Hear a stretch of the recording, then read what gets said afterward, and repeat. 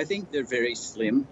Israel's already invested a huge amount of military planning uh, and surveillance, probably targeting what they believe are Hamas, uh, aimed for extermination, in their own words. Um, so I don't think the likelihood is very high. I think a Right. huge um, block is that the Hamas and the Arab states view ceasefire as a step towards this two-state solution. Israel has adamant opposed to any two-state solution. But you can't have either have one state or two states. And that Israel would view anything less than a complete expulsion of any Hamas presence in Gaza, which in my judgment is not feasible in another year or two, if not more, is simply not going to happen.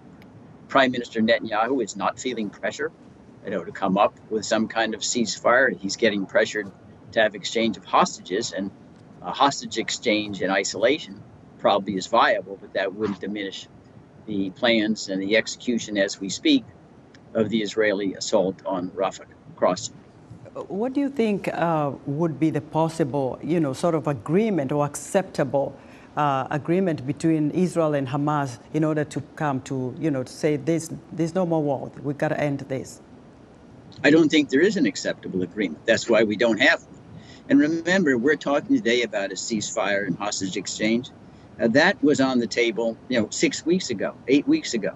And we probably had a half dozen or a dozen stories before your story today saying, well, ceasefires around the corner, we're going to make an announcement.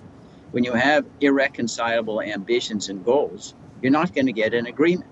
And in my view, you come back a month from now, you could have me on, there's still not going to be a ceasefire, there'll still be hostages, because there's not an incentive on either side to bring this to a conclusion. Hamas believes that it's, in some sense, gaining because the antipathy towards the Israeli incursion is giving it more credibility among Palestinians.